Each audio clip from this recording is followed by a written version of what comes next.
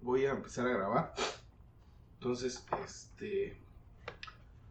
pues bueno, estamos aquí en esta primera emisión digamos que estamos infiltrados dentro de Fiction Review, y pues nuestra intención es generar una pequeña plática todo en torno a la literatura, obviamente la literatura de ciencia ficción, la literatura fantástica, que incluye el horror, la fantasía, etcétera, ¿no? La literatura especulativa. Pues somos infiltrados porque aquí no están los editores ni los dueños de la revista, y nos metimos aquí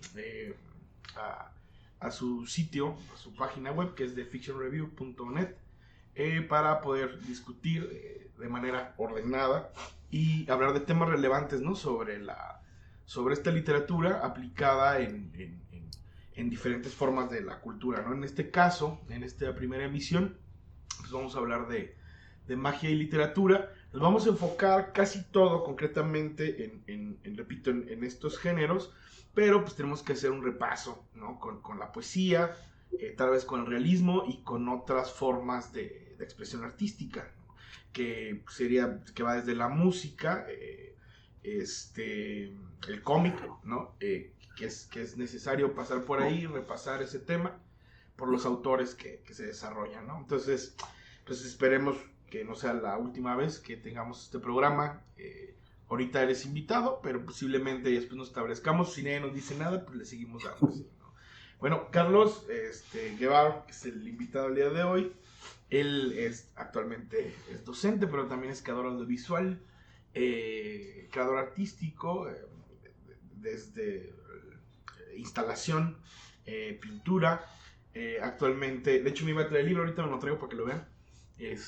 Acaba de publicar justamente este año, a inicios del brote de coronavirus en el país, lo cual pues ha sido, ahí está, Chivolet, que ha sido difícil la promoción, pero pues ahí, ¿no? Yo creo que esto va a pasar y el año no se ha acabado y tienes que promocionarlo, ¿no? Que lo hiciste junto con Elba, que también es amigo de nosotros, comiquero, artista contemporáneo y todo un estuche de monería. Entonces, bueno, pues te presento, sí. Y también hay algo importante que te he invitado, es que nosotros hicimos algo de trampa porque esta plática ya la hemos tenido antes, no solo en la borrachera, sino también en el Museo del Ferrocarril aquí en San Luis Potosí. Y fue una plática que pegó mucho, Carlos, entonces yo quería como repetirla, y tal vez no sea la primera vez, sino que hay una segunda vez para hacer esto, ¿no? Ok, pues muchas gracias por ser el primer infiltrado, por no decir invitado, ¿verdad? Pero, pues bueno, así como dice Ronnie, vamos a darle ahí un poquito sobre los autores que han sido influidos un poco por la magia, o más bien, o por el contrario, ellos influyeron el pensamiento mágico contemporáneo. Sí, y fíjate que cuando entramos en este tema, la primera pregunta es, ¿qué tipo de autor hay, no? Es decir, el autor que practica magia, el mago que escribe, ¿no? O el brujo, o el escritor, en este caso, en esta arte, ¿no? En la narrativa, es un creador que es practicante, ¿no? Porque también está el lector de magia, de esoterismo, ¿no? Concretamente en la teoría esotérica, ¿no? Que no por ello tienen que ser practicantes, ¿no? Entonces no sé si queremos, vamos a empezar por ahí. ¿Tienes algo? Sí, no, pues sí, están sería como esta cuestión de investigación, ¿no? Que lo toman desde una cuestión histórica, empiezan a generar esta investigación de la magia, lo esotérico, el ocultismo, que realmente ellos no serían practicantes, pero desarrollan cierta lectura para los lectores, ¿no? Y están los magos, que después de un tiempo se ven a la necesidad de transmitir su conocimiento y escriben. Y están básicamente los escritores de profesión, que son practicantes de la magia, ¿no? Así y por es. ahí uno que otro también hace las dos cosas, ¿no? Practica y escribe. Y son diferentes narrativas, pero confluyen todo con el pensamiento mágico. Sí, de hecho, por ejemplo, del primero que debemos de hablar, o que es moderno y no me quiero adelantar, pero por ejemplo en el caso de Alan Moore, él, hasta donde yo sé, escritor, guionista de cómics, de Something, de Watchmen, de Vendetta, etcétera. Él, por ejemplo, no empezó haciendo magia. Pero también, siempre él dice que después de los 40 años se convierte en mago, ¿no? Que él decide, no, yo soy mago, y empieza a practicar. Es decir, para los 40 años, o sea, Watchmen, Vendetta, Something, algo que hizo con Superman, con Batman, no era mago, pues no practicaba magia, ¿no? Ya con From Hell, durante el proceso de From Hell, se supone que ahí se hace mago. Pero también esto es todo como extraño, porque si tú lees de From Hell hacia atrás, pues encuentras mucha cantidad, desde la conspiración, teorías mágicas, prácticas. O sea, también no es tan inocente Alan Moore decir, bueno, practicó magia después, sino que tal vez siempre generó esa curiosidad que nunca la... Bueno, no, yo he visto muchas entrevistas, muchas, y no me encuentro con eso. O sea, nunca dice cuándo él despierta esa necesidad de practicar de acuerdo a lo que está escribiendo. Pero, por ejemplo, en Watchmen hay elementos, en Something ni se diga, hay muchos elementos, ¿no? Tanto del folclore, magia tradicional, hasta elementos concretos de la trama que a mí me hacen decir que ya practicaba, ¿no? Sí, lo que pasa es que también son cuestiones de dónde crecieron, cuál es su cultura, etcétera. Por ejemplo, Alan Moore pues ya se ve empapado de toda esta mística a través de las leyendas, ¿no? Y el folclore de Inglaterra. Si tú ves Swamp Thing, es un elemental, ¿no? Y hay arcos donde todo se trata de estos seres que son elementales y los diferencia muy bien de otras de otros personajes con superpoderes y demás, ¿no? Sí, Entonces ya traen ahí un bagaje narrativo, porque en el momento en que él dice voy a ser mago, no creo que no tuviera una referencia de lo que estaba diciendo, ¿no? O qué tipo de mago iba a ser. sí, tal vez es una persona demasiado clavada, ¿no? Y yo creo que terminó resultando en eso. Porque, por ejemplo, y ahora sí, volviendo un poco a la historia, a la hebra de este tema, hay tres escritores, o sea, podemos clasificar del siglo XVIII, etcétera, ¿no? Pero en el XIX, o final del XIX, hay tres autores, concretamente, un poeta que es William Butler Yeats, como quieras decirle, no me importa. Está Allen Blackwood y Arthur Machen, etcétera, ¿no? Como quieras decir. Entonces, por ejemplo, estos tres sí estuvieron involucrados. O sea, Machen en menor medida, bueno, sí estoy involucrado, no creía, no le gustó el asunto y dejó el tema por la paz. Pero, por ejemplo, Yeats tiene hasta poesía esotérica o alusiva a la esotería que estaba dentro de la Golden Dawn, ¿no? Que es la alba dorada, bueno, si quieres ahorita coméntalo tú un poco. Pero, por ejemplo, ellos sí son creadores, ¿no? A la par que son creyentes, que son practicantes principalmente. Sí, bueno, Yeats podemos ver como tres etapas, ¿no? La primera, bueno, Yeats es hijo de un pintor, a él lo consideran pre-rafaelista, lo consideran su obra, pero ya al final ya entra en la era moderna. Y él tiene tres etapas. La primera etapa es esta cuestión de volver al nacionalismo, pero a partir de la mitología celta. Y por ahí tiene un libro que se llama Mitos o Mitología, que creo que sí está en español, sí hay traducción al español. Y ese libro trata de todas las historias que le contaba una trabajadora de su casa, un tipo de nana, de los duendes, de las hadas, de todo, y él apunta todo lo que le contaba y genera ese libro.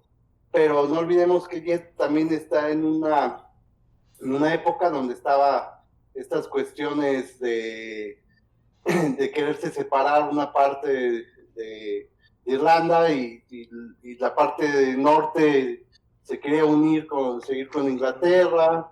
Está lo de la bandera verde, Green Flag, que era esta parte nacionalista donde él está muy, muy interesado en estas cuestiones.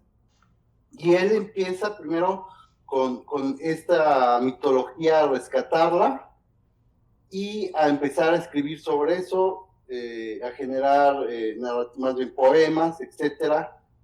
Y después hace un cambio ya hacia otro tipo de esoterismo, como bien dices, por ahí con la teosofía. Tiene muchos poemas de corte teosófico. Esto es un dato que no estoy muy seguro, pero creo que él sí conoció y fue iniciado por Blavatsky. Y y después ya viene, ya a la edad que dicen que es la mejor obra, ya después de los 50 años, 60, 70 años, ya entra a otro tipo de esoterismo un poco más, digamos, más instruido, ¿no? Ya más serio, con autores que todos conocemos cuando inicias con la magia, Richard Levy, todas estas cuestiones. Pero yo lo veo así como en esos tres etapas que tiene, pero él empieza por toda esta cuestión que tiene de su cultura y el tratar de rescatar su cultura por medio de todas estas leyendas que tenían, y son leyendas que eran leyendas vivas, ¿no? Porque en Irlanda eran cosas de todos los días, ¿no? Los duendes, etcétera, nada más que él empieza a trabajarlas a partir de la literatura, en la poesía. Sí, pero fíjate que yo creo que también algo que hay que agregar ahí interesante era que él hacía una comparación entre el arte y la magia, ¿no? Por ejemplo, cuando él entra a la Golden Dawn, el Alba Dorada, esta agrupación discreta, secreta, bueno, no era tan secreta, nunca fue tan secreta, ¿no? Pero era discreta porque tenía las puertas cerradas de su práctica, ¿no? Pero en la Golden Dawn tiene por ahí, hay revisiones académicas y tiene unas frases muy buenas sobre la magia y pensando, o sea, Yeats creía en la magia porque él no tanto es sí, o sea, pero él cree en la magia porque se resistió un poco a la realidad también. Es decir, la realidad como tal le aburría, entonces creía que podía haber algo más extraordinario que el humano normal vive, ¿no? Y lo hizo igual en la poesía y lo hizo al mismo tiempo en su práctica mágica, ¿no? Y él creía mucho, ¿no? Y era un tipo muy moral, muy ético, digo, a su tiempo, no sé si tiene ya algo negro, ¿no? Pero algo que sí puedo decir o que creo es que era un tipo pues muy cabal, ¿no? O sea, al punto y muy, digamos, con ideas muy firmes, ¿no? Al punto de la discusión, por ejemplo, que tuvo con Aleister Crowley, que Aleister Crowley es un tema importante aquí en este programa, en esta edición, no, porque es Aleister Crowley. Y por ejemplo, ¿no? O sea, la discusión que se tuvo es porque William Butler Yeats creía que Crowley era un majadero, un mamarracho, ¿no? Bueno, obviamente porque hubo una discusión, porque llega Crowley y le cierra las puertas, porque le hace ahí la barba MacGregor Matters, que era como el chido, ¿no? En ese tiempo, en esa logia, en esa agrupación. Y pues tuvieron la discusión, ¿no? Se llamó a la policía, obviamente no se iban a ir a los golpes porque Yeats no lo iba a hacer. Crowley no sabemos si lo iba a hacer o no. Pero y él cuando describe a Crowley, lo describe como un caballero, pues, porque él creía que esas prácticas, la magia no puede ser como impura, ¿no? Y desde la visión de Crowley, pues la impureza es algo interesante, es algo hasta creativo, tanto para el mago como para el artista, como para cualquier ser vivo que quiere dominar las reglas, ¿no? De la naturaleza. Sí, ¿quién lo lleva? George Russell es el que lo introduce, ¿no? A estas cuestiones del esoterismo más occidental. Sí. si no me equivoco, que era el que tenía el Teatro de la Abadía, ¿no? Sí. Manejaba el Art Theater, no sé cómo se pronuncia, y lo va llevando hacia estas cuestiones. Lo que pasa es que también estaba rodeado de mucha gente que era practicante o trabajaba estos linderos de esoterismo. Sí. Por ahí vi esta Gun, una que fue su musa, una mujer, por ahí vi leí que Jet le ayudó a hacer un tipo de magia, Uh-huh. porque ella había perdido a su hijo de 3 años. Esta chica andaba con él en toda esta cuestión de republicana, ya ves que él fue hasta senador, y ella había perdido a su hijo de 2 años, y entre él y otro, no me acuerdo si fue Russell, encuentran este tipo de magia donde ella puede tener sexo encima de la tumba de su hijo, y su hijo iba a reencarnar por medio de la metempsicosis, en su cuerpo otra vez. O sea, iba a tener un bebé, pero iba a ser su hijo muerto. Entonces, sí manejaban cosas así un poco ya muy elevadas, porque mucha gente piensa que no eran tan practicantes, simplemente que les interesaba, leían del tema y de ahí agarraban para hacer sus poemas. Sí, y eso Pero no, era alguien que sí creía y es era lo que te iba a practicante. comentar, o sea, era practicante, o sea, no es simplemente para Sí. llenar la leyenda y el ojo, no, o sea, era practicante. De hecho, a mí me tocó ir a la exposición de Jets y están sus objetos, ¿no? Algunas son reproducciones, pero el tipo anotaba todo, ¿no? O sea, tenía todo. Y fíjate, ahorita encontré una nota bueno, aquí yo había notado dentro de un ensayo que leí sobre este autor. Dice que él no estaba conforme con la explicación superficial, ¿no? Que él lo que quería, tanto en el arte como en la magia, era la verdad de la vida, ¿no? Entonces, él creía que la filosofía y el esoterismo eran necesarios para llegar a esa verdad, ¿no? Y obviamente, no solo bajo ideas o creencias, sino no eran solo ideas o creencias, sino una forma de interpretar el mundo. Y él retomó la cábala, obviamente las ideas de Madame Blavatsky en el teosofismo, ¿no? Bueno, ese es un tema aparte que en algún momento, si hay una segunda parte, estaría interesante como platicarlo, porque creo que muchos artistas actuales, aunque no son practicantes, retoman mucho la filosofía de Blavatsky, igual de Crowley, ¿no? O sea, aunque ni siquiera tal vez conocieron a Crowley o a Blavatsky, están permeados. De hecho, la literatura de superación, ¿no? Tiene mucho de estos autores. ¿Por qué? No lo sabemos. Bueno, sí podemos intuirlo, pero no vamos a entrar como ese detalle. Entonces, pues yo creo que para mí, que aparte es un gran escritor, no soy muy ducho para la poesía, pero me parece un buen comienzo, ¿no? Como de estos conceptos, de estas ideas. Y bueno, viene también a mí de las figuras que más me interesan de este tiempo, hay varios. Y por cierto, lo básico sería tocar a Lovecraft, pero no sé, yo creo que vamos a hablar de Lovecraft en algún momento, pero no quiero hablar de Lovecraft. O sea, vamos a intentar no hablar de Lovecraft.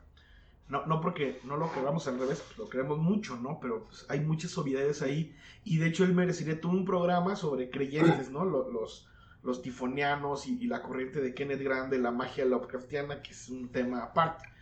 Pero vamos a entrar un poco a sus papis, ¿no? Que es por ejemplo, Aaron Blackwood, que es Machen, que ahorita están un poco de moda y está bien, es genial, porque los que los volvieron a poner de moda fueron los fans de Lovecraft, ¿no? Y desde los años 60, ¿no? Con toda esta nueva onda hippie que readapta toda esta idea de Lovecraft y empieza a rascar qué autores leía Lovecraft, ¿no? Entre ellos pues estaba Blackwood, estaba Machen, estaba el de Carcosa, el habitante de Carcosa, que se me fue el nombre, ahorita me acuerdo, ¿no? Del de Gringo Viejo, de Carlos Fuentes, pero bueno, se me fue ahorita la onda, ¿no? Entonces, por ejemplo, de estos autores, Machen, por ejemplo, no era practicante.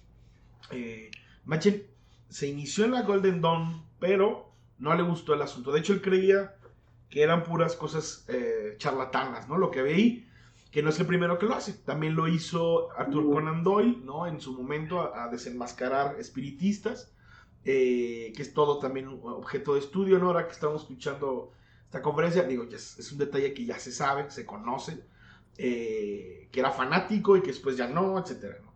Pero Machen, curiosamente, aunque no creía en esto, tiene un sistema complejo que hasta, desde mi punto de vista, podría ser retomado para estudios actuales de la literatura desde esta perspectiva oscura y esotérica. Por ejemplo, en su cuento, que es El Gran Dios Pan, que me gusta mucho, habla algo también muy concreto y Crowley también lo hace, ¿no? Aleister Crowley, si no lo conocen, googleelo, pues todo el mundo debe conocer a Crowley, y si no, pues, lo deben de conocer por la canción de Ozzy Osbourne, porque el guitarrista de Led Zeppelin compró su casa y luego la revendió y luego se quemó y otra vez se volvió a quemar el año pasado o hace 2 años. Él se influyó mucho, ¿no?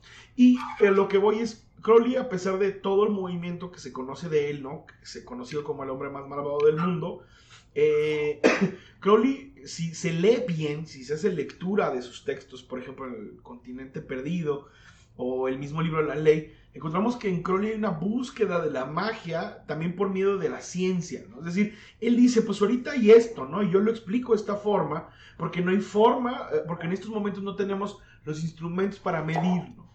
Pero se va a medir en algún momento. Y Crowley lo dice varias veces. Obviamente ya después se cree su soliloquio, su monólogo, y pues se cree ya mago en nivel 40, ¿no? Y pues dice, pues yo hago y deshago, ¿no? Pero por ejemplo, en El Dios Pan de Machen se toca también esta idea. En resumidas cuentas, el relato del Dios Pan, que si no lo han leído, léanlo, trata de 2 médicos que realizan un experimento, no explican cuál, pero se entiende que tiene que ver algo con la pineal, ¿no? La que sería como el tercer ojo, ¿me equivoco? O digamos... Sí, es lo que dicen que es abrir la glándula pineal, es abrir el tercer ojo. Ajá, exactamente. Entonces lo abren a una chica pueblerina y le sale mal el experimento. Esta mujer termina básicamente como, no cuadraplégica, es que es muy oscuro en esa parte, ¿no? Pero pues no, lo que buscan es develar develar el velo de Isis, ¿no? Que es otro tema también de la esotería. Entonces ahí vemos que ese concepto del velo de Isis, que lo retoma Machen, es importante, que sabe de lo que sabe lo que está hablando, lo que está escribiendo, y él propone ahí, porque también en otros relatos vuelve a hacer lo mismo, es decir, a partir de la historia, de la arqueología, de la reconstrucción histórica, busca también como darle vida a estos conceptos mágicos que sí existen en el siglo, ¿no? Entonces, nada más rápidamente, Machen, aunque estuvo en la Golden Dawn, se sale porque él realmente no cree y cree que simplemente lo quieren estafar, ¿no? Y no lo dudaría, porque había como imágenes, entre incluidos Crowley, MacGregor Matters, que es el último, digamos, fue como el que destruye un poco la orden, que genera el cisma en ese momento, que de hecho por culpa de Crowley, y pues obviamente es un estafador, ¿no? O sea, sí, podrá ser mago nivel 70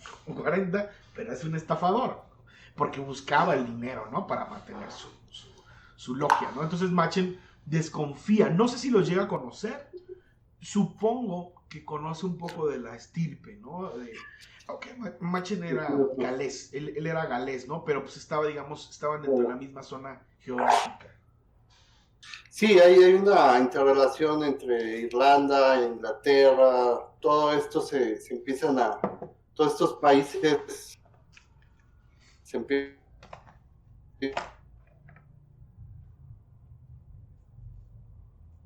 a mover tanto con Crowley y con Madame Blavatsky, que es que van a Oriente, pero a buscar lo que se perdió en Occidente. Esa nueva narrativa es muy interesante porque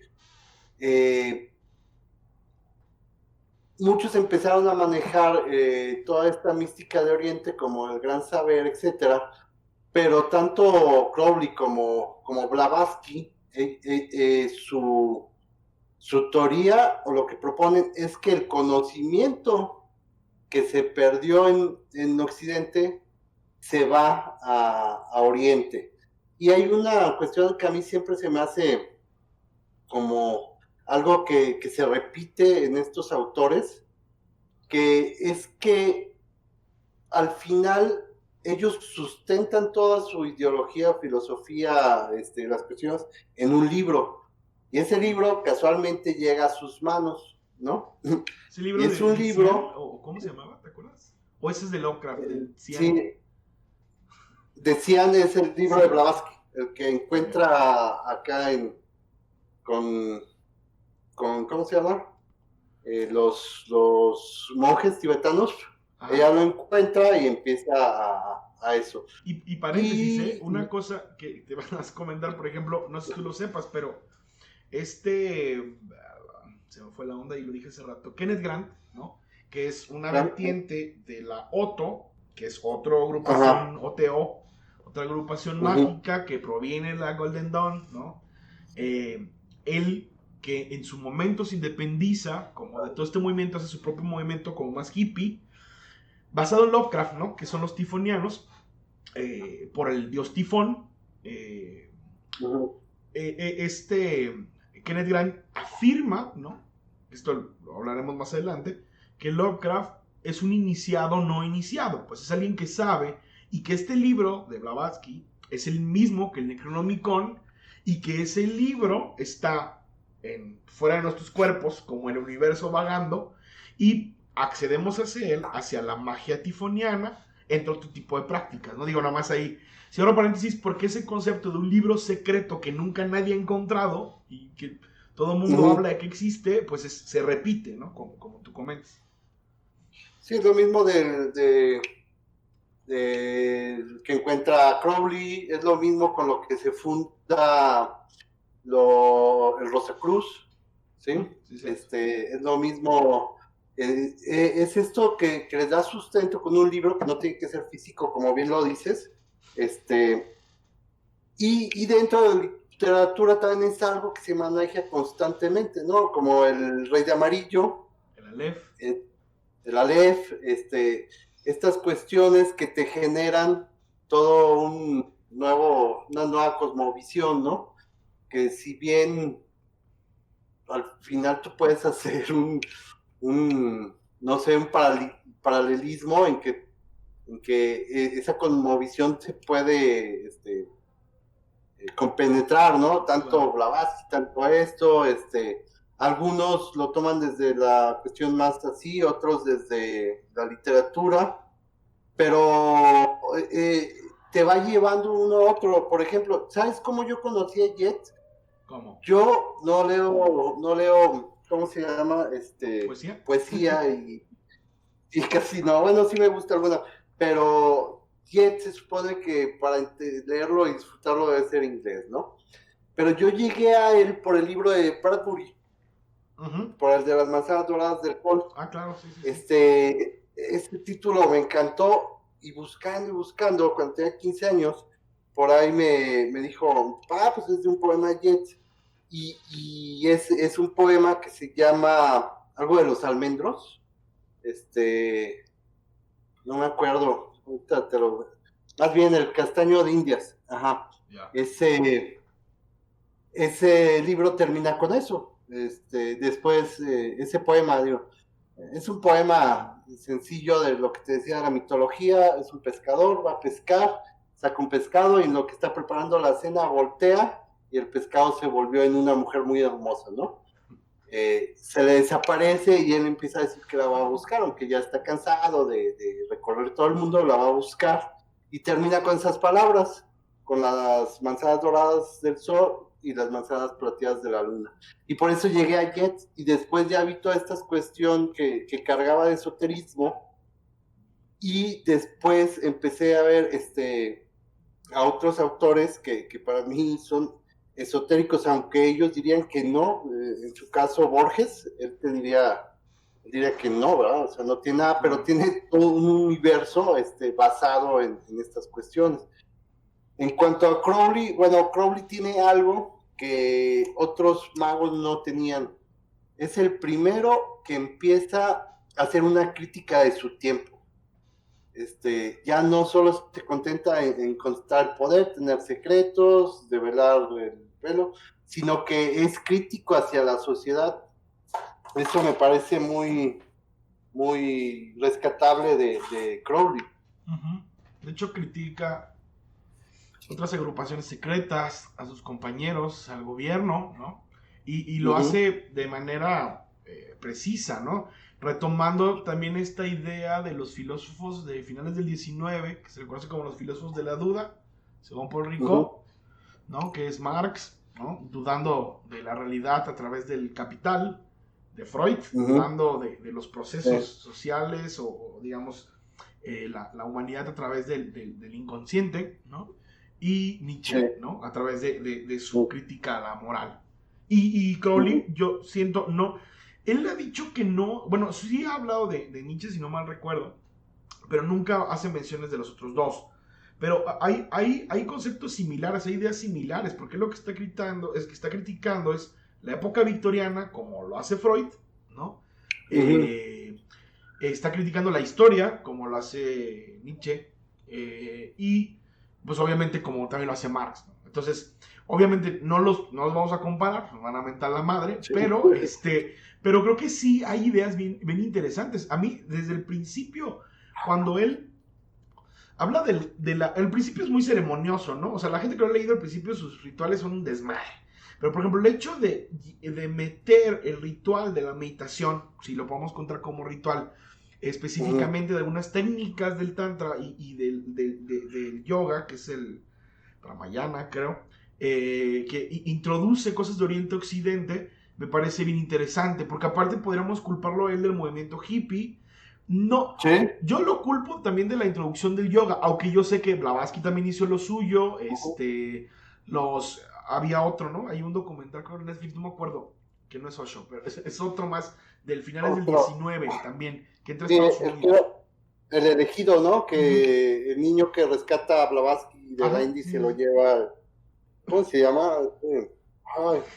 Hay un libro que se llama El hombre que decidió no ser Dios, es un libro de ese, de cuando se separa de Blavatsky, porque se supone que él curaba y tenía así todos los, como Jesucristo, y Blavatsky lo ve y se lo lleva, y lo prepara porque él era el nuevo elegido, y él cuando muere su hermano creo que se decepciona porque Blavatsky no lo deja ir a verlo, y se separa de ella.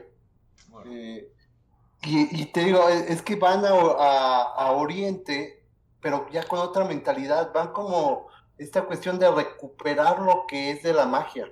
Claro. No lo ven como una filosofía oriental, muy superior, que te puede llevar a la iluminación, sino ellos lo van y lo regresan al ritual porque era su idea, eso pertenecía a la magia. Claro, y pues eso es interesante porque es una crítica a la mentalidad europea, ¿no? Es decir, ¿por qué hacer secretos, no? O sea, él sí que obviamente tenía varias agrupaciones secretas, pero no tenía ningún temor en revelar lo que tenía que revelar, ¿no? Aunque sean escabrosos, terribles, horribles, sus métodos, pues los mostraba, ¿no? Y también hay una crítica bien interesante a la sexualidad, que a mí eso me parece formidable, y a la religión católica, obviamente, porque eso lo hace también, que permite que otros puedan abrirse a otro tipo de diálogo, ¿no? Tanto en la escritura como en cualquier tipo de expresión artística, que eso es lo que hace importante a Crowley y que de alguna manera pues, va a influenciar a toda una generación, y ahorita está más vivo que nunca Crowley también, o sea, también hay mucha gente influenciada por él, ¿no? Obviamente encuentras, por ejemplo, Lovecraft menciona a Eliphas Leví, ¿no? Que es otro de los magos famosos, pero no al nivel filosófico, pues, o sea, Eliphas Leví es como, el chido, el sacerdote, ¿no? Pero Crowley era como el tipo cool, ¿no? Que va tirando los secretos a diestra y siniestra y te dice que tengas sexo y que crucifiques una rana, etcétera, ¿no? Entonces hay una crítica ahí al tiempo, ¿no? Y más pensando en el Reino Unido, ¿no? Que Yeats, por ejemplo, con una moral intachable de una familia que viene de años, que son parte de la revolución de Dublín, de Irlanda, ¿no? De esta parte de Irlanda. Pues, es nacional. Exactamente, nacionalista. Y Crowley no tiene absolutamente nada de eso. Pero bueno, volviendo un poco ahí a la literatura, ¿cómo crees que Crowley influye o qué ideas, o qué crees sobre este concepto de que Crowley influye el siglo XX a diferentes escritores, a diferentes artistas? ¿Tú crees que esto es real? ¿Miento? ¿Mentimos? No, yo creo que sí influye mucho en el siglo XX, porque es de los pocos que no se opacan por la guerra, ¿sí me entiendes? Estamos hablando que se viene la guerra y todos estos movimientos pues, se van, ¿no? Es como ahorita en la pandemia. Pasa algo, sale un libro y todo se para. Claro. Y sí creo que influye por lo mismo, porque es el primero que empieza a criticar y empieza a rescatar todas estas cuestiones de la magia, pero como una cuestión, una forma práctica, real, ¿no? Real, o sea, no es una cuestión de alquimistas que se perdió todo y cuestiones históricas, sino él la trae y la revive. Y porque lo saca de los templos de las sociedades secretas. Él lo saca y lo vuelve público. Me encantaba hasta cierto punto ser una figura pública. En ese sentido, sí, obviamente sí influye mucho en el pensamiento del siglo XV, y todavía es más mérito el cómo influye a través de la escritura, porque es como se da a conocer. Claro. Y muchos que lo conocen ni siquiera leían el libro, o sea, sabían que había un libro de un tal Crowley que había ido a Egipto y le habían dado todo el secreto, un ser, ¿no? Porque si Crowley fuera ahorita con internet y lo demás, no, hombre, pues sería otra cuestión, ¿no? Entonces yo creo que sí te da mucho ese poder de influir y llegar a altas esferas, aunque son cuestiones que luego se niegan, ¿no? No, pues que no estuvo con Churchill, o que sí estuvo, y al fin de cuentas se vuelve el personaje, el mito, hasta llegar a bien entrado el siglo XX, donde es bandera, como tú dices, de los hippies, de la música, de la escritura, etcétera. Claro, y es una bandera muy importante para los ingleses, ¿no? Y eso es algo que también es otro tema, a pesar, bueno, no es literatura como tal, pero es narrativa, es una narración, los guionistas de cómic, por ejemplo, ¿no? Que influye, Neil Gaiman tiene conceptos de Crowley en Sandman, obviamente Alan Moore, de hecho hace mención en Vendetta, ¿no? De un par de frases de Crowley, y hasta el personaje de Ivy le dice, pues esto parece más la ley del telema de Crowley que otra cosa, ¿no? Que anarquía, eso es lo interesante. Grant Morrison, ¿no? Que lo presenta mucho más en Los Invisibles, bueno, que también en JLA, que ya se me hace muy ñoñón, ¿no? Pero también sus guiones presentan muchos conceptos de magia, y obviamente Alan Moore lo utiliza mucho en su obra, mucho. Morrison también por ahí lo nombra nada más un poco en Batman Arkham Asylum, en el cómic, pero sí. A lo que voy es que al final esta revolución es del Reino Unido, no voy a decir inglesa, porque es grosero decir que todos son ingleses, sí. ¿No? Por ejemplo, no es escocés. Alan Moore, aunque él sí es inglés, él prefiere decir que es de Northampton, ¿no? Porque hay una resistencia simbólica. Podemos involucrar a otros actores, ¿no? El mismo Warren Ellis, que no es practicante, a diferencia de Morrison y Moore, pero sabe de lo que habla. Igual Neil Gaiman, que también creo que no es practicante, bueno, sí considera inglés, ¿no? Él sí es muy inglés.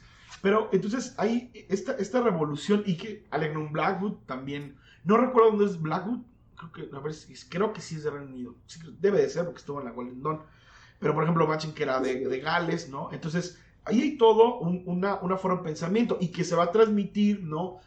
Digo, cambiando un poco ahí de técnica artística, por ejemplo, Led Zeppelin son ingleses, Black Sabbath son ingleses, ¿no? Es decir, hay toda una tradición, ¿no? Y si bien no eran todos practicantes, sí golpea, sí hay grietas culturales dentro de la cultura pop, los mismos Beatles que incluyen a Crowley en su disco de Sargento Pimienta, sí hay una influencia de este pensamiento, por lo menos de liberación, de romper, ¿no? Es como esta idea, pues el concepto más básico de la voluntad, hacer la voluntad es la única ley, ¿no? Es como el movimiento hippie en los Estados Unidos. Obviamente, como buenos gringos, pues le ponen florecitas esto y te venden algo bien chido, ¿no? Pero ahí hay un rompimiento y sirve para la creación artística, ¿no? ¿O tú cómo ves? Pues, o sea, me equivoco. Yo creo que ahí está la influencia, ¿no? De Crowley.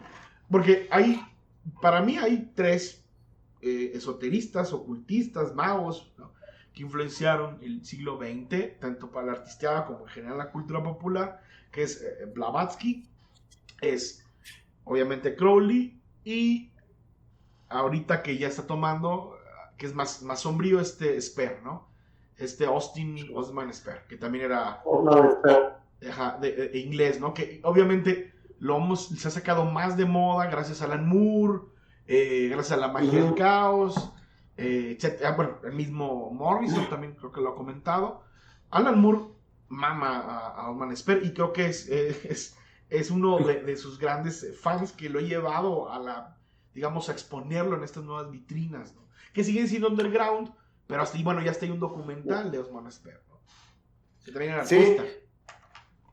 Y de hecho todos ellos generan un nuevo, voy a decir, una nueva generación que también ya está muertos están, pero tenemos a LaVey, tenemos a Robert Anton Wilson, que son herederos, pero ya de América, de estos pensadores, por decirlo así, o de estos magos, y van trabajando todos estos cambios en la mentalidad y poco a poco se van retomando lo importante, ¿no? Es decir, la voluntad, todo es mental, etcétera, etcétera. Y cosa rara, estos que te comento también se vuelven un hito en la cultura pop. Claro. Fíjate, cambiando un poquito y switchando, ahora están los no practicantes, ¿no? O sea, de alguna manera, estos primeros que hablamos tienen un nivel de práctica. Moore, Morrison, Machen, Jets, etcétera, ¿no? Ahora, por ejemplo, aquí viene la otra pregunta. Es un poco diferente el asunto, porque si bien no eran creyentes, ¿no? Por ejemplo, todo el círculo de Lovecraft pues, básicamente era ateo, ¿no? Que es, por eso digo que merece todo un programa, ¿no? El tipo de ateísmo, la racionalidad del grupo de cartas de Lovecraft. Estaba Robert D. Howard, Clark Smith, etcétera, ¿no? Pero, por ejemplo, está bien loco que como uno de los objetivos de Lovecraft, o pareciera ser uno de los objetivos, es decir, a la gente que está bien idiota, que cree en tonterías, que es supersticiosa, y ahora Lovecraft se vuelve en un símbolo esotérico, no solo en términos estéticos, ni artísticos, sino en términos prácticos, ¿no? Que, digo, Kenneth Grant, que ya lo dije hace rato, con la iglesia tifoniana o la agrupación tifoniana, pero hay otros más, ¿eh? O sea, es decir, hay gente en este mundo, en este momento, hasta yo puedo decirme que uno de ellos, que Cthulhu, que Nyarlathotep, que Shub-Niggurath, etcétera, existen, se pueden invocar, se pueden traer, se puede platicar con ellos y se le puede pedir favores, ¿no? Entonces, es una ironía, ¿no? Pero Lovecraft es todo un movimiento. Es todo un movimiento. Sí, igual bajar ya la figura, porque toda esta cuestión del panteón que maneja Lovecraft, sí se empezó a manejar, pero yo siento que el culpable es Alan Moore de bajarlo a la figura de Lovecraft, ya como persona, ¿no? Porque cuando yo conocí Lovecraft, todo el mundo, lo primero, tenía algo que ver, por ahí se supone que hubo unas cartas a Aleister Crowley, no sé eso si sea verdad o no, pero teníamos separados, ¿no? O sea, él era un personaje que no creía, nada agraciado, de hecho te lo presentaban como algo no interesante, y poco a poco, como tú dices, ha ido cambiando eso y de repente ya es un representante de las cuestiones ocultas, ¿no? Así es. Y su propia personalidad que te decían, dices, no, pues sabía algo más, porque no hay mucho de dónde ver, ¿sí? En su en su biografía. Sí, pues hasta lo que era un iniciado, ¿no? O sea, hay mucha gente que en estos momentos afirma que era un iniciado inconsciente, ¿no? O sea, que él lo único que estaba haciendo era agarrar del mundo, de las ideas, de la caósfera, del Sosquía, de, no sé, de los archivos acásicos, ¿no? Dependiendo de la teoría esotérica, él retomaba esto y lo hacía literatura. Sí, igual, en que otra cuestión que pasa igual, genera un libro que se encuentran, que no saben, que la gente ya lo tomó como real, ¿no? El Necronomicon, cuestiones así, ¿no? Y sigue ese camino que yo le llamaría como del camino del mago moderno, ¿no? Sí. Donde ya no tienes abadías, ya no te puedes ir a separar de la sociedad, a escribir un libro, no puedes ir etcétera. Entonces tú te generas la mitología hasta el grado que se convierte en una realidad para Y yo creo que el éxito de él es que él intenta hacer una estructura real de una fantasía, ¿no? Para alimentar sus libros.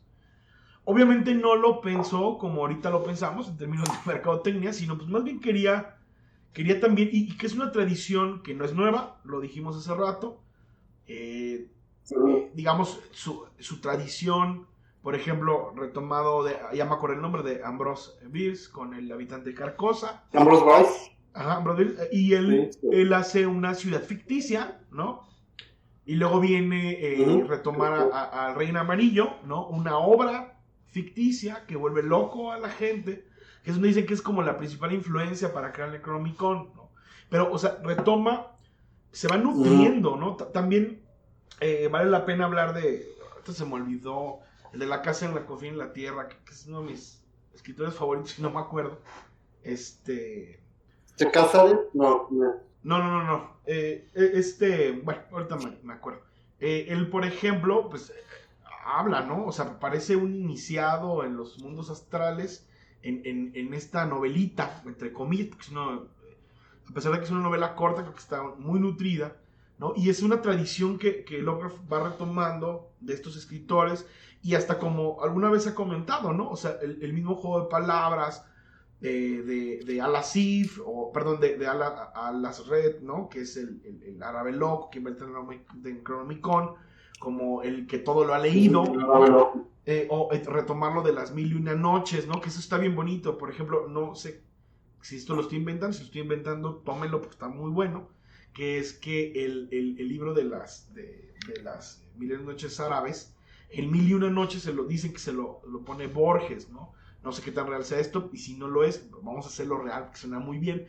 Es decir, para que fuera infinito, es decir, siempre es 1001 más, ¿no? O sea, hay un relato, y siento que también Lovecraft retoma mucho estas ideas.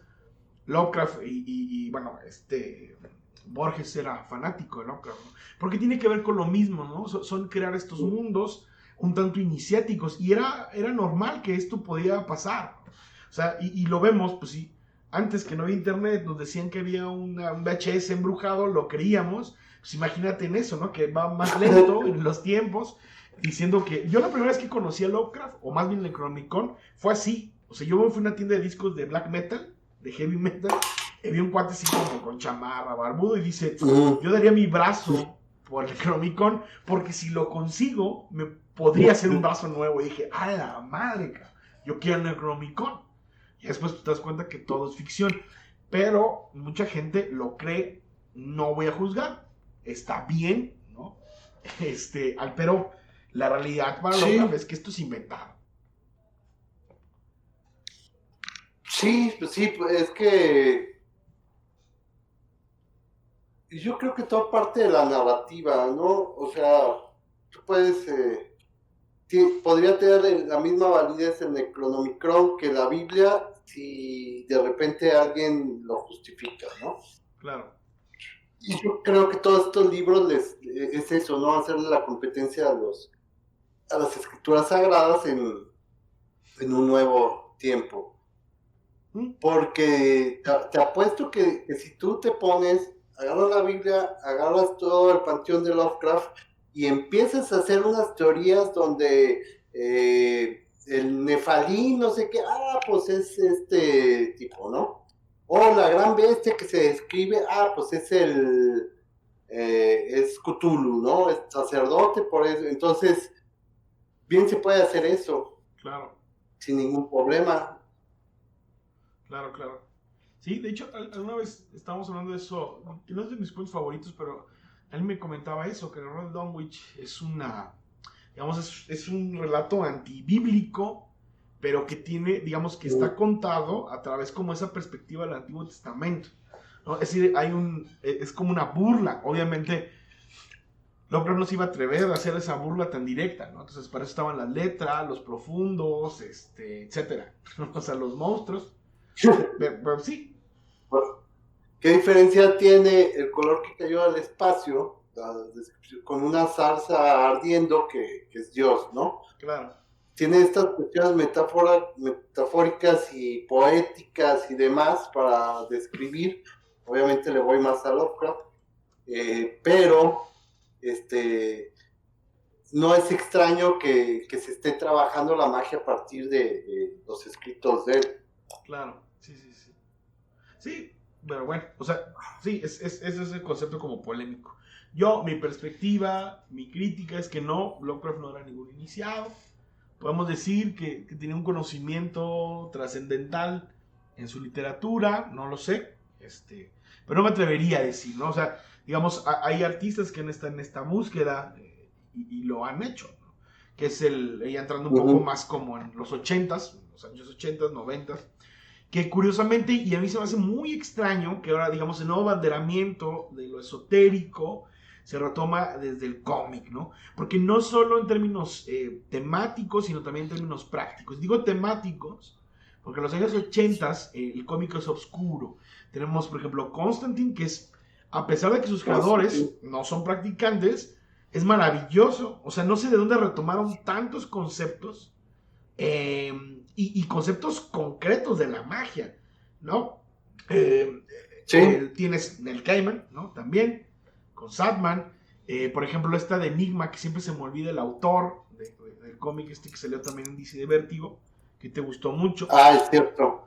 Tiene ahí conceptos de la alquimia, ¿no? O sea, y muy bien hechos. O sea, no son solo elementos para disfrazar tu novela de algo mágico o inteligente, sino que realmente es una obra que está bien estudiada, pues que está bien diseñada.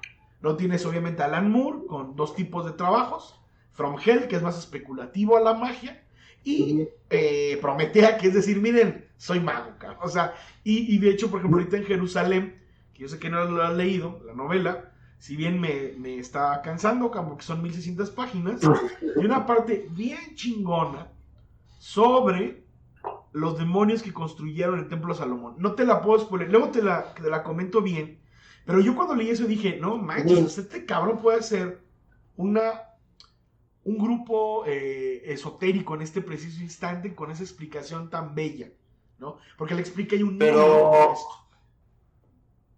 esto. No, de hecho, sí, de hecho eso no es de él, hay una tradición donde salomónica, donde Salomón manda, ya ves que él con su anillo podía dominar cualquier demonio, manda a llamar al señor de las moscas, ¿cómo se llama? Belzebú. Ajá, era Belzebú, y le manda a llamar y le pregunta sobre los demonios. Hay un demonio, tiene un nombre rarísimo, luego te lo busco. Ese demonio se supone que cuando cae del cielo en la pelea, fue el primero en caer, pero los otros trataron de salvarlo y le jalaron el ala, se la arrancaron y cayó, y esa es su característica, ¿no? Es un demonio que solo tiene una ala, y ese demonio, en esta cuestión que es en las clavículas de Salomón, pero un apartado,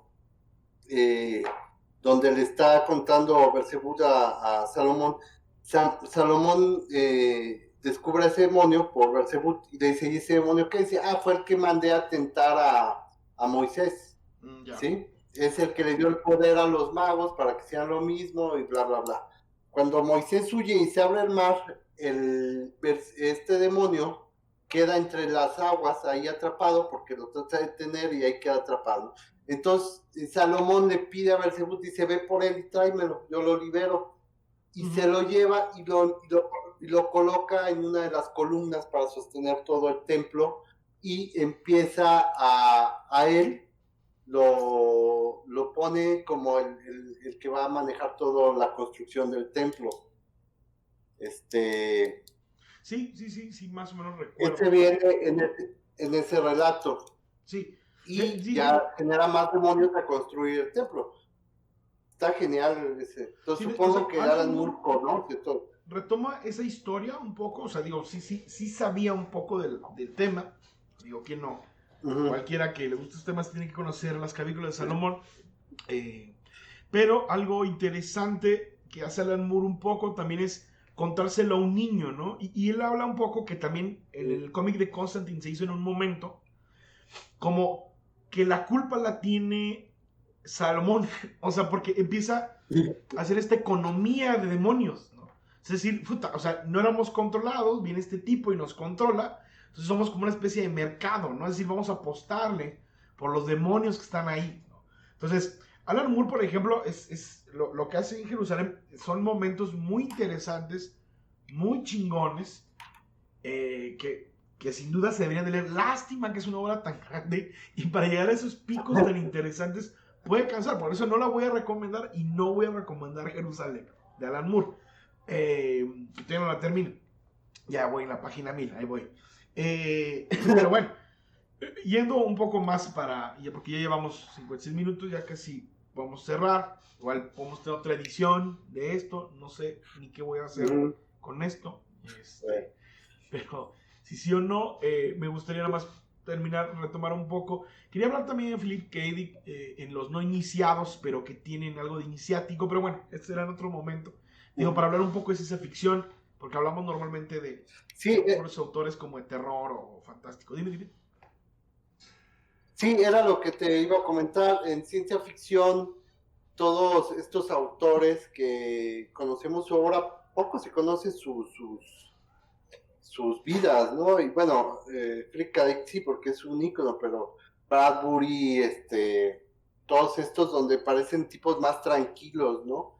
Que parecieran que nada más escriben en ciencia ficción, pero saberlo, si hay influencias en estas cuestiones, yo te pudiera mencionar autores donde sí alcanzas a leer influencias totalmente esotéricas para sustentar un futuro distópico.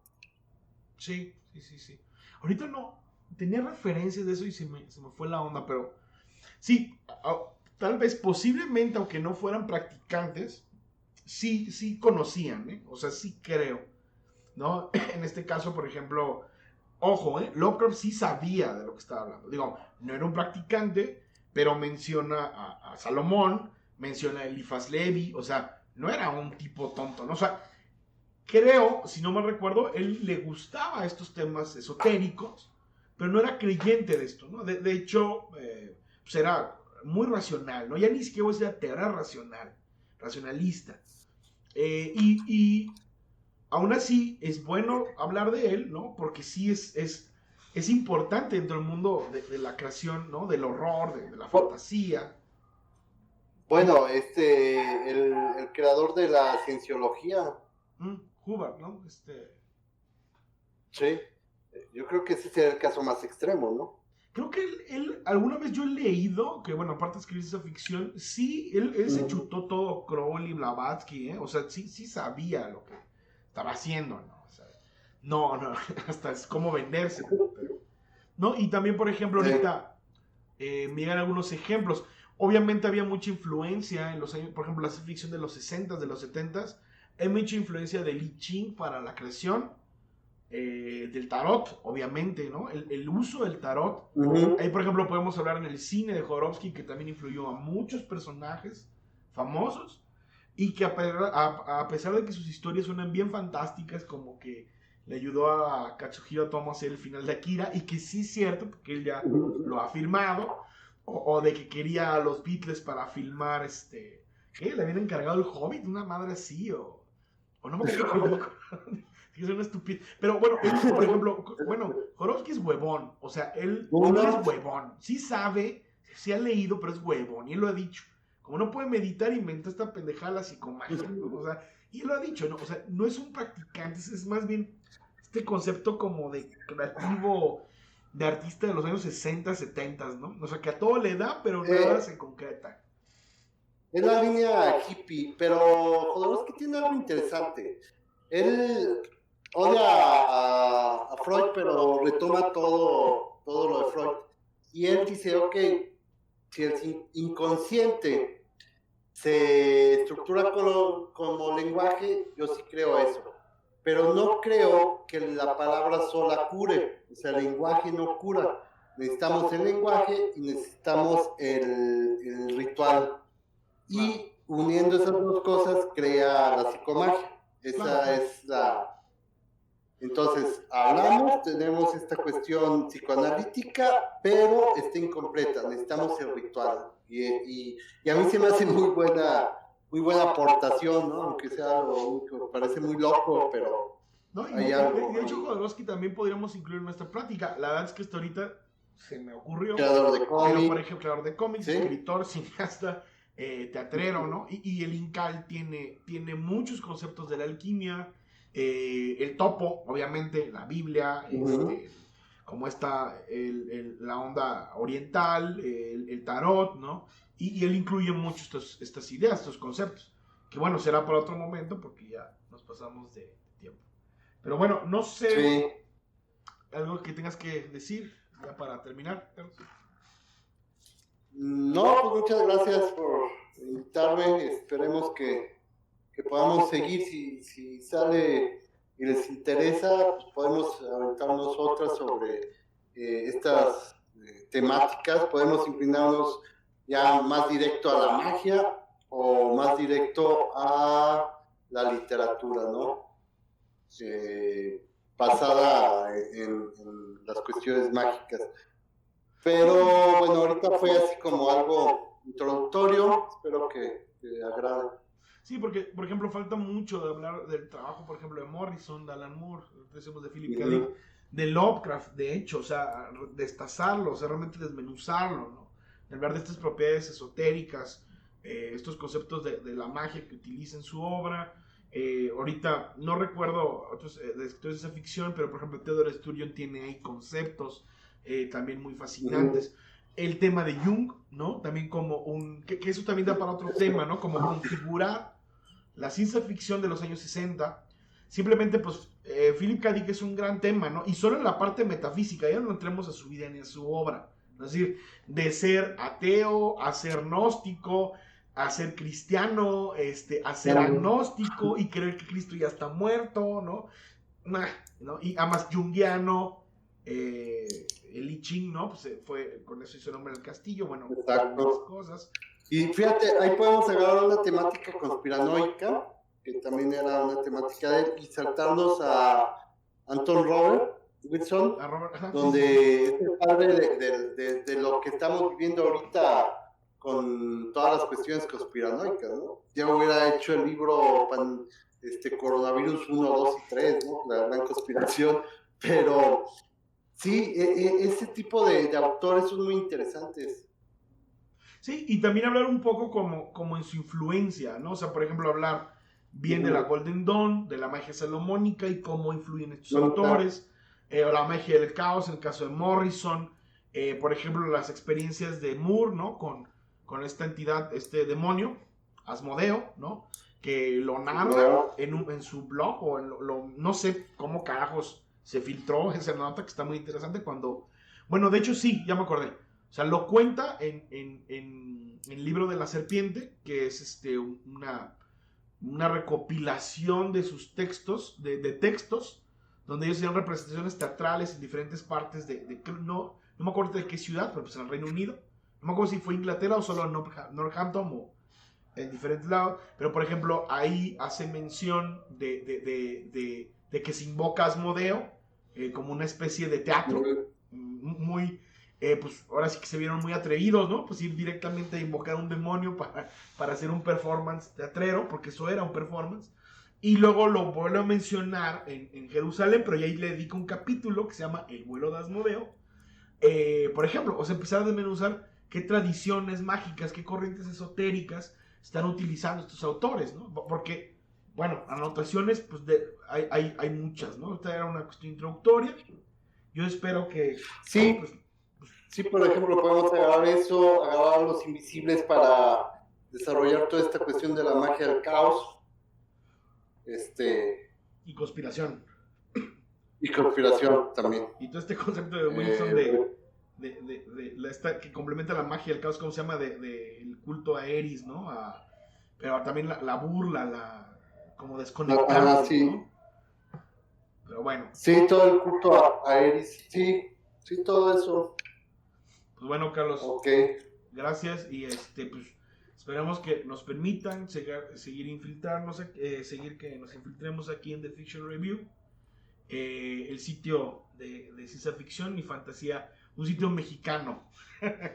Me río porque es un sitio mexicano con nombre gringo, pero bueno, es que somos eclécticos, ¿no? Aquí en The Fiction Review. Y bueno, yo ahí tengo algunos artículos que no tienen que ver con magia como tal, pero pues, ahí también me pueden leer, y pues bueno, seguimos en contacto y a ver si invitamos a alguno de los editores en la próxima plática, por lo menos para que nos escuchen, porque no sé si sepan de este tema.